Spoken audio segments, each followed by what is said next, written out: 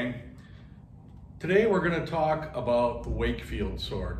Just finished up a reproduction of it, and it's a really lovely little sword.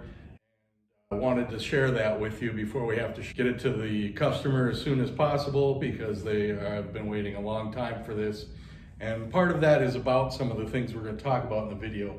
When we're trying to do a really high-end reproduction of a piece from a historical example, you can run into a lot of challenges, i.e. how detailed can you get, how much information do you have.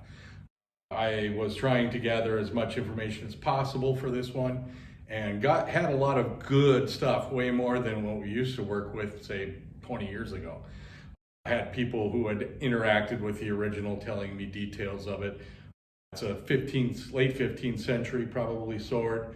Kind of has a reputation for being a sidearm for maybe a sundry archer or a common soldier, but is very much a nice hammer-headed, pommeled, kind of single-edged fighting sword. When we look at the piece, it's got kind of a unique blade. It's got some detail on it that is not necessarily of any kind of diamond section, towards the end maybe a little bit, but it's much more about ridges and valleys and not necessarily fullers. You're not necessarily grinding in pieces to create the piece. You're dealing with a lot of detail that is three-dimensional in the blade itself.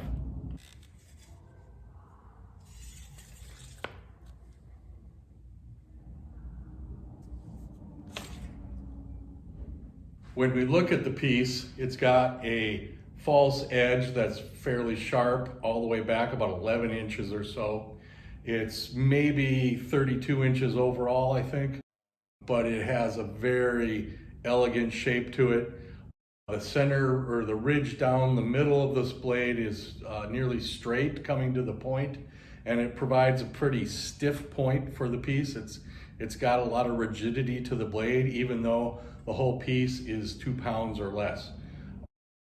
It's got a back ridge on it that widens out as it comes to the edge, but then dips down in and then comes back out to a wider center section, and then dips again, coming into almost a flat, coming down to maybe a leaf type edge on the blade itself. So makes for a nice sharp blade, very light in the hand, moves around very quickly.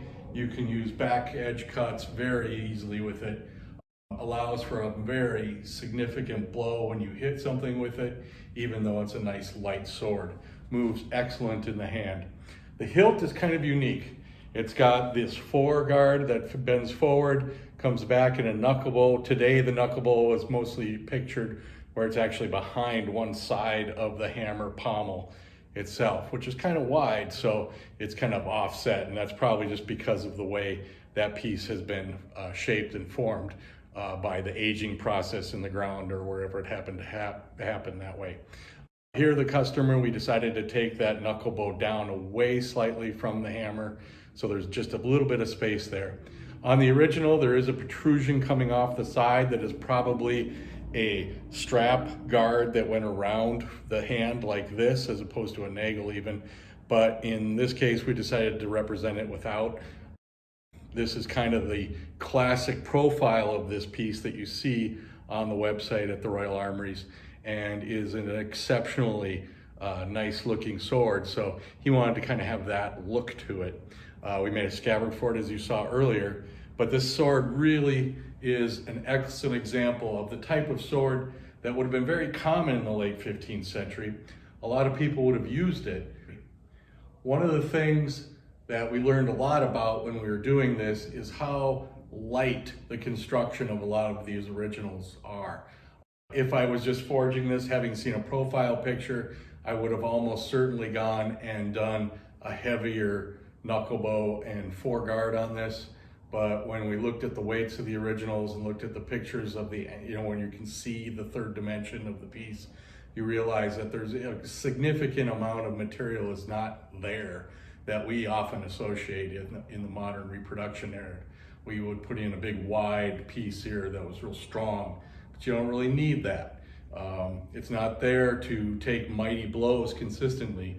It's just there for when your technique and using the sword in a fight doesn't stand up to your opponent, and you may have gotten nicked if you didn't have something to stop it. But you're not trying to stop a tank by coming through that knuckle bow, which again makes the sword feel better in the hand. So we just wanted to share this sword with you. We hope you like it. It's a really elegant little piece, and it's done as a custom order for this fellow. And when we do these pieces like this, it really, we try to make them turn into something real special. And hopefully this is for him when he gets it.